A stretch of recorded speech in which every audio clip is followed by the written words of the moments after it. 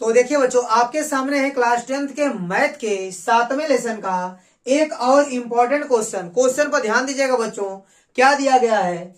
बिंदु ए के निर्देशांक आपको ज्ञात करना है। बोला है कि बिंदु ए के निर्देशांक ज्ञात कीजिए, जहां ए बी क्या है? एक वृत्त का व्यास है। क्या है? ए बी वृत्त का व्यास है, जिसका केंद्र क्या है? 2, और क्या लिखा गया है? तथा बी के निर्देशांक 1, 4 है। ध्यान दीजिएगा, आप एक वृत्त बना लेंगे, ठीक है। अब देखिए, इसका व्यास खींच लेंगे। यहां पर व्यास क्या है? ए बी है। ए बी आपका वृत्त का क्या है? व्यास है, ठीक है। अब ध्यान दीजिएगा, ए का निर्देशांक आपको ज्ञात करना है। मान लीजिए कि ए का निर्देशांक x, y है। और ध्यान दीजिएगा, इसके बाद क्या दिया है? जिसका केंद्र दिया गया है। केंद्र यहां पर होगा। देखिए बच्चों, केंद्र यहां पर होगा, ठीक है। केंद्र का निर्देशांक कितना दिया गया है? 2, और बी का निर्देशांक दिया गया है 1, 4। और आपको ए का निर्देशांक ज्ञात करना है। देखिए बच्चों, अगर यह केंद्र है, ठीक है, तो यह त्रिज्या हो जाएगी ओ ए, और ओ बी भी क्या हो जाएगी? त्रिज्या। मतलब ये दोनों आपस में बराबर हो जाएंगे। तो केंद्र ओ आपका ए बी का मध्य बिंदु हो जाएगा। तो मध्य बिंदु कैसे मिलता है? ए और बी का भुज जोड़ के बाई 2 करेंगे तो ओ का भुज मिल जाएगा। मतलब x+1/2 करेंगे तो आपको 2 मिल जाएगा। और या लिख देंगे, आप लिख देंगे, चूंकि ओ क्या है? ए बी का मध्य बिंदु है, इसलिए आप ऐसा लिख सकते हैं। यहां लिख सकते हैं आप, चूंकि ओ ए बी का क्या है? मध्य बिंदु है, ठीक है। क्या है? मध्य बिंदु है। इसलिए आप लिख सकते हैं कि x+1/2 इज इक्वल टू 2, और कोटि को जोड़ के आधा कर दीजिए। मतलब y+4/2 करेंगे तो आपको -3 मिल जाएगा, ठीक है। अब इसको आप सॉल्व कर लीजिए। तो x+1 बराबर कितना हो जाएगा? 2 का गुणा 2 में होगा, 2 दूनी 4। और यहां देखिए y+4 इक्वल टू कितना मिल जाएगा? 2, 3, 6 -6। और यह x का मान कितना मिल जाएगा? एक जाकर घट जाएगा 4 में से, तो आपको मिल जाएगा 3।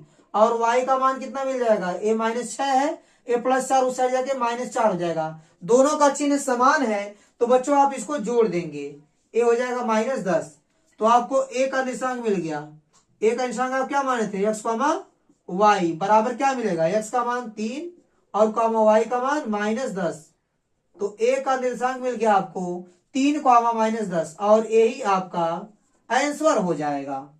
अब देखिए बच्चों, आपके सामने है क्लास 10th के मैथ के 7वें लेसन का एक और इम्पोर्टेंट क्वेश्चन। यह क्वेश्चन 2023 और 2024 में आ चुका है। आइए इस क्वेश्चन को सॉल्व करते हैं। क्या लिखा गया है? उस बिंदु के निर्देशांक ज्ञात कीजिए जो बिंदुओं, क्या लिखा गया? -1, 7 और 4, -3 को मिलाने वाले रेखाखंड को, इन दोनों बिंदुओं को मिलाने वाले रेखाखंड को 2 संबंधित 3 के अनुपात में विभाजित करता है। मान लीजिए यहां कोई बिंदु है, ठीक, इसको P मान लीजिए, इस बिंदु को A मान लीजिए, इस बिंदु को B मान लीजिए। माना P क्या किया? AB को 2 संबंधित 3 के अनुपात में विभाजित कर दिया। तो P का ही निर्देशांक आपको ज्ञात करना है, ठीक है।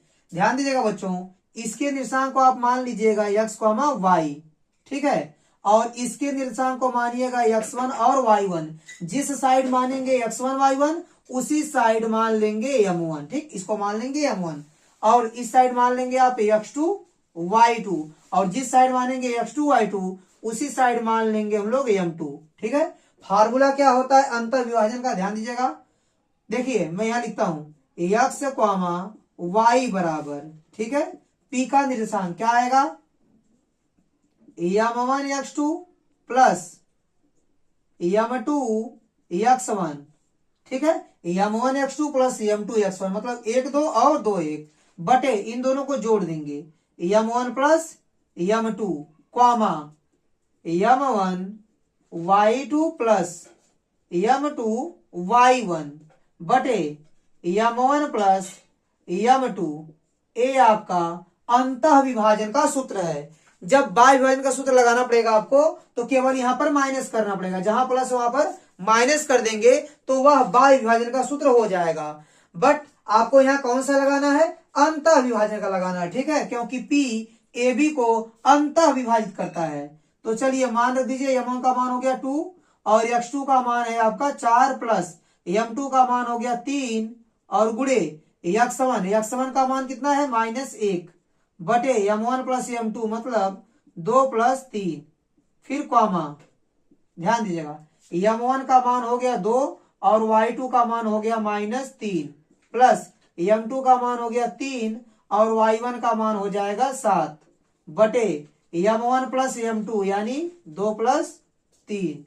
ध्यान दीजिएगा 2 चौक को 8 और 3 कदम 3 हो जाएगा, प्लस माइनस का उड़ा जाएगा माइनस बटे 3 और 2 जोड़ेंगे तो 5 हो जाएगा, कॉमा, देखिए 2 3 6 माइनस 6 आ जाएगा प्लस 7 3 21 प्लस 21 बटे कितना हो गया 5, 8 में से 3 जाएगा 5, 5 बटे 5 कॉमा 21 में से 6 घटेगा तो 15 बचेगा, 15 बटे 5।